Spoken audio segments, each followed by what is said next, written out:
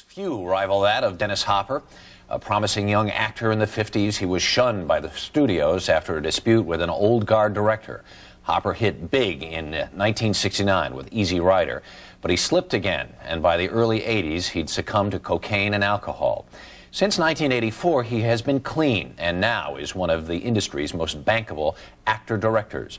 His new movie is Flashback, with Hopper playing a 60s radical who resurfaces after 20 years, and Kiefer Sutherland as an FBI agent charged with bringing him in. Isn't that the way it is? Dennis Hopper joins us. Good morning. Morning, Harry. Is this kind of close to the bone? Yeah, well, I mean, you know, if you're wearing a wig and false beard, I don't know. No, it's close enough. He's a merry prankster of types, sorts, whatever. It's my first comedy, so that's fun. It's sort of an Abby Hoffman. It's a conglomerate of a lot of people in the '60s.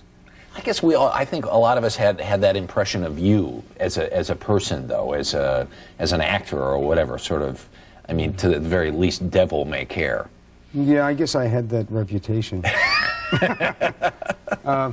You know, when I saw the movie, I didn't direct this, so when I saw it about a month ago, I really enjoyed the movie, and I looked at it and it became very abstract, and I thought a lot of people are going to really associate this with me, but it wasn't really written for me.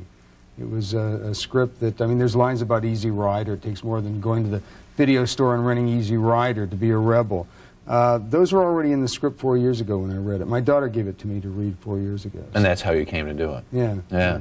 God, we've seen you in great things in the last couple of years. Hoosiers was just really a terrific part for you, and Blue Velvet. Mm-hmm. Are you a little amazed at the turn of the events, and here Dennis Hopper sits?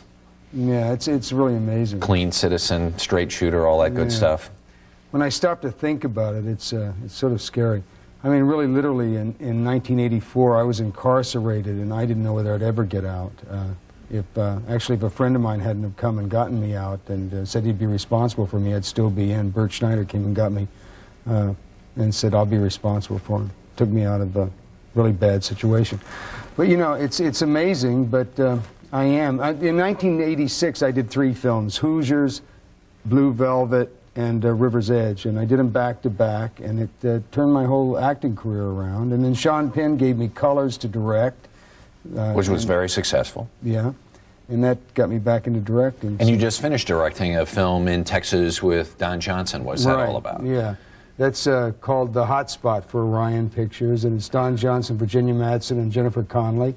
And Johnson plays an amoral drifter who comes into a small Texas town and gets a job selling cars, and starts having an affair with the car owner's wife, Virginia Madsen, falls in love with a 19-year-old accountant, Jennifer Connelly, and it's sort of the last tango in Texas. It's real hot, steamy stuff. Steamy stuff. Yeah. And you're about to go to work, acting, not directing, with Diane Keaton. Diane Keaton, right. Another Paramount picture. Marvin Worth, same producer as Flashback. I'm going to play senators running for president, womanizer.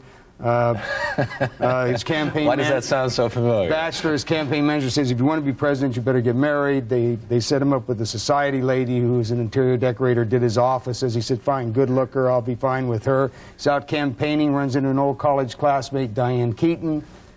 Bingo. Bingo. Says, you're pretty good looking. Why don't you come to Washington and write some speeches for me? She writes about the environment. She writes about poor people in the street.